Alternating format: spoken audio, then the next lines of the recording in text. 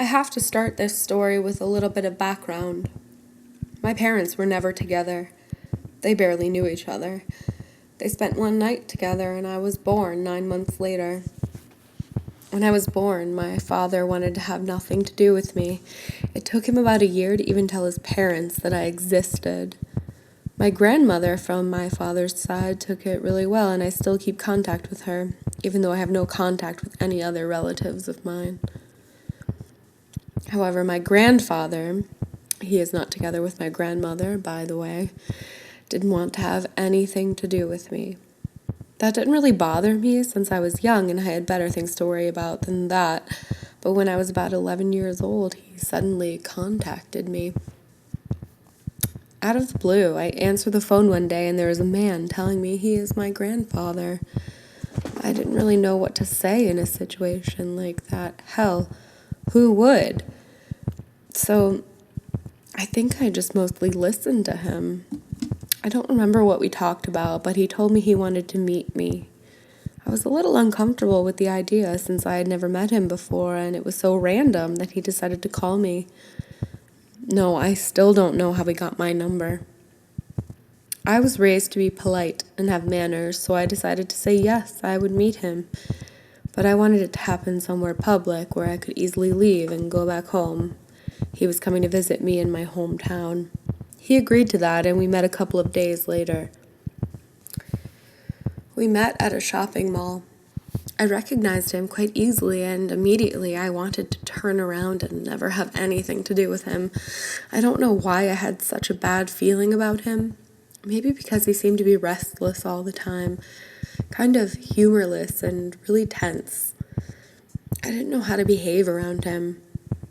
Suddenly, he says he doesn't want to talk with me in public, but instead he wants me to come to his car.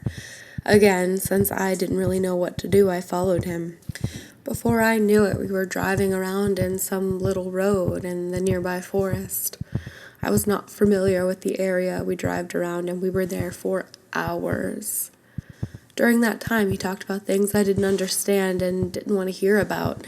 He talked about his personal problems, his problems with his previous marriage, how people around him only wanted to harm him.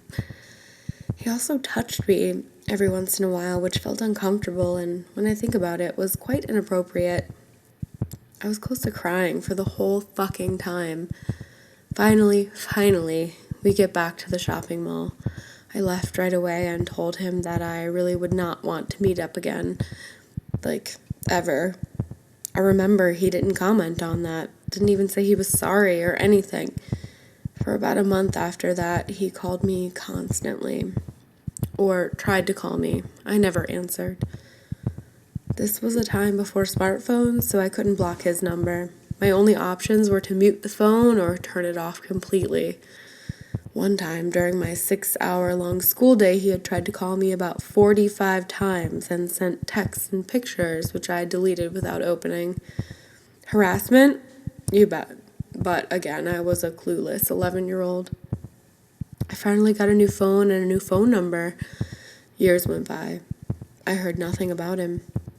I practically forgot about him until a bit over a month ago my contact information was posted to the website of my workplace. They were deleted pretty quickly, but apparently not quickly enough. The phone calls from him started coming once again. I blocked them instantly, thank God for smartphones, and I got a lot of weird emails to my work email. When I blocked his address, he actually sent emails asking about me to my boss. I was so sorry about that, but luckily my boss understood the situation. I heard from other sources that he was actually diagnosed with some serious mental health problems. He got fired from his job for being violent, and he had acted inappropriately in public towards other people before.